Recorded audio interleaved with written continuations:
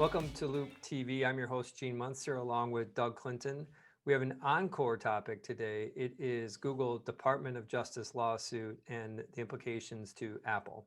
And I want to start with some background, is that Google currently pays Apple to have Safari default to Google search. And the amount of that payment, that relationship, has always been a mystery. The Department of Justice suggests that is $11 billion per year. We've always thought that that was a lower number, but hard to argue against Department of Justice. We don't know what information that they have. So we will take that 11 billion number, and we believe that that accounts for about 15% of Apple's operating income, because this is high margin business. So that is kind of the background. I just want to also mention is Apple's done nothing wrong here. They're just simply engaging in a distribution agreement that Google has a lot of these distribution agreements across different providers like Firefox, for example. It's called traffic acquisition costs, or TAC. And so this is a common tool that Google uses. So first question for you, Doug, is what is really the anti-competitive behavior that Google is engaging in here? I think the argument is that the amount of financial resources that Google has is insurmountable compared to some of the other competitors in the market in the search space. And so, if anyone wanted to go and try to offer Apple a similar deal, they just wouldn't be able to do it from a financial standpoint. And so I think the anti-competitive behavior is Google has not just the best product, because I think that's first and foremost the most important thing. They also have the financial resources to go and cut deals that other people, other competitors in the market just can't match. So let me pause there. Is there something that is illegal, anti-competitive about having more money than your competitor? I don't know that there's anything illegal about it, but I do think the DOJ, it's really on them to decide if someone is using their resources, whether they're financial resources or intellectual property resources, if they're using them in such a way that it distorts or reduces competitive behavior in the market.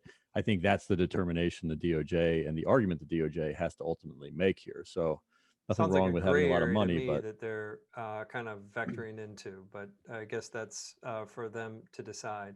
The second question I have is, what does this mean for Apple? We talked about potentially 15%.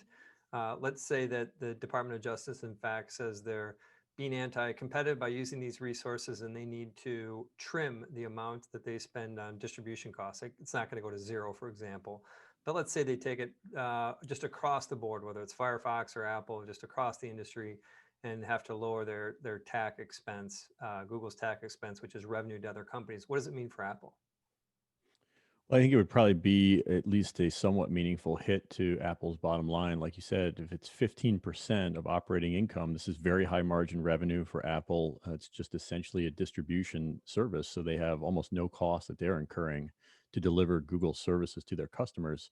It would have to, unfortunately, impact Apple's bottom line. Now, is that fair to hurt, a company like Apple who Or necessarily Firefox? isn't, or Firefox who isn't really engaging in anti-competitive behavior?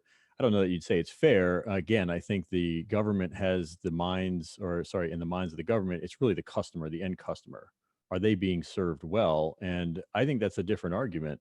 So To me, hold that. Let's hold Google, that. Let's hold that for a sure. second here, and finish the thought on the impact to Apple. And as we think about this, if there is, which I hard to say what the probability is. I think it's low probability that something ultimately comes out from this, but I do not think that the search deal goes to zero. It would be moderated from that. So I think for investors, you don't just subtract 15% from Apple's operating income.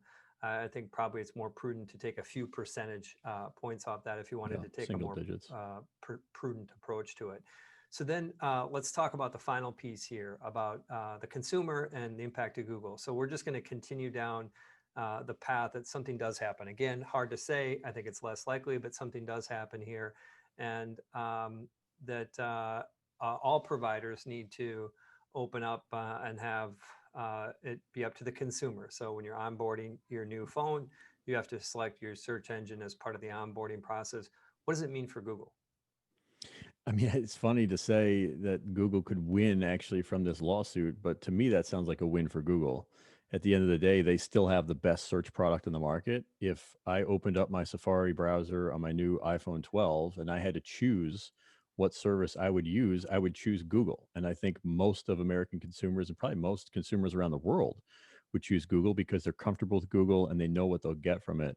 I think what's tough for the rest of the market. Let me interrupt there too, is there is precedence, and Google is the loser in this precedence, but is consistent with your comment here is you and I used to cover Yandex, which is the largest search provider in Russia. And this was a similar topic. It wasn't related to antitrust, but essentially uh, Google was put as the default in many devices.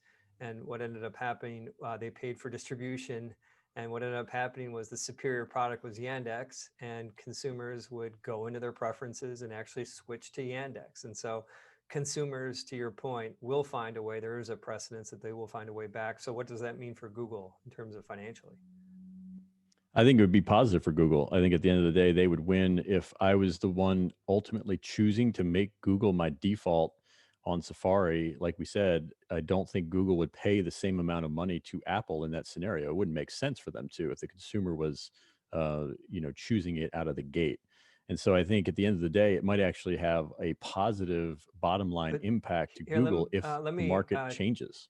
positive impact. But if Google, do they not believe that? Why are they paying for this distribution, regardless of who it's from? Why do they have attack distribution if they really believed in the strength of their product? Wouldn't they just let the market forces let them gain that share?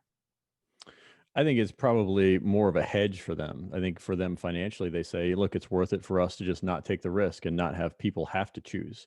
If people did have to choose, again, we saw this with Yandex. Yandex was ousted by Google as the preferred search provider for, I think it was Firefox at the time. And so they didn't gain back all of the share that they lost ultimately, but they did gain back a lot of it through customer preference. And so I think the argument is, well, Google, maybe they lose, let's say 3, 4, 5% search market share or something like that. That might even be too much. But I think Google's saying it's worth it to us to just pay the several Yeah, $1 billion a year risk we pay to maintain that market share. Exactly. makes a ton of sense. I think there's one piece that we will agree on is that we are years away from any sort of resolution on this topic. Something tells me we're going to have further Loop TV episodes dedicated to this. I'm going to sign off for Doug and Gene here and Loop TV. Bye for now.